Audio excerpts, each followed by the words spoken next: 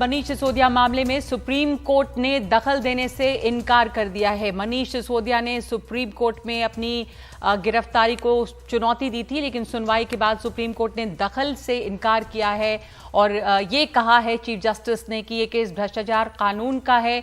ये भी कहा गया है कि इसके लिए पहले हाई कोर्ट जाएं और ये एक तरह से झटका है मनीष सिसोदिया के केस के लिए।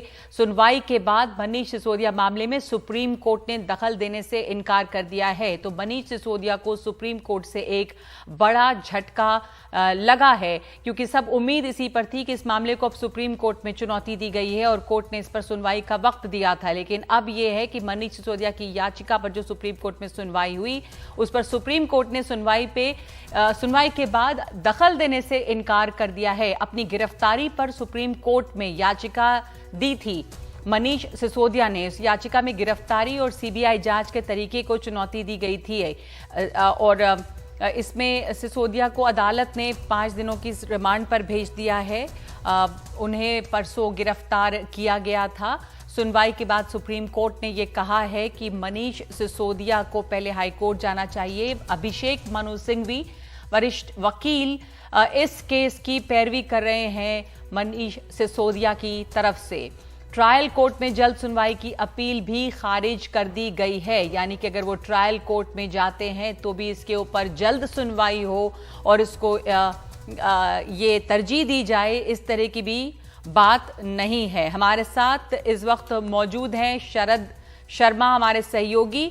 बड़ा झटका है मनीष सिसोदिया के लिए। जो अपील उन्होंने की थी, जो याचिका उनकी थी, सुप्रीम कोर्ट ने उस पर सुनवाई की लेकिन दखल देने से इनकार कर दिया शरद, और यह भी कहा गया कि हाई कोर्ट जाएं, लेकिन वहां पर भी ऐसा नहीं है कि फौरन इस पे सुनवाई हो जाए। तो ये एक बुरी खबर है आप आम आदमी पार्टी के लिए और मनीष सिसोदिया के लिए।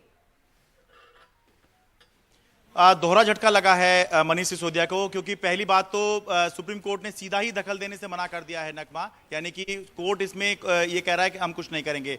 दूसरी, जब ये मांग खारिज हो गई तो फिर अभिषेक मनु सिंघवी ने ये कहा, जो मनीष सिसोदिया की तरफ से बात रख रहे थे, उन्होंने ये कहा कि ट्रायल कोर्ट को ये निर्देश दें कि इस मामले में जमानत पर जब सुनवाई हो तो उसकी जल्द हियरिंग वो कर लें। तो सुप्रीम कोर्ट ने उससे भी मना कर दिया, यानी कि सुप्रीम कोर्ट से अगर कोई उम्मीद मनीष सिसोदिया कर रहे थे तो वो उम्मीद अब खत्म हो गई है। ट्रायल कोर्ट में ही जाना होगा और वहां जैसा प्रोसीजर चल रहा है वैसा ही चलना होगा। असल में ये मामला जो है शुरू में ही जब लेकर आए थे अभिषेक मनु सिंघवी, तब से ये चर्चा चल रही थी कि आखिर सुप्रीम कोर्ट इस स्टेज पर इस मामले में क्या राहत मनीष सिसोदिया को दे सकता है। ज्यादा से ज्यादा इतना ही हो सकता था, बहुत एक्सट्रीम पर जाकर, कि कोर्ट ये कहता कि इस स्टेज पर गिरफ्तारी नहीं होनी चाहिए थी, लेकिन अब तो गिरफ्तारी हो गई थी तो इसको अंडू भी नहीं कर सकते थे, यानी कि ऐसा नहीं कर सकते कि अब आप मनीष सिसोदिया को छोड़ दीजिए क्योंकि गिरफ्तारी हो चुकी है, कोर्ट इसमें ऑर्डर भी दे चुकी है। लेकिन इसमें एक तरह से यह कहा जाए कि ये सुप्रीम कोर्ट आने का फैसला जो है ये मनीष सिसोदिया का गलत साबित हुआ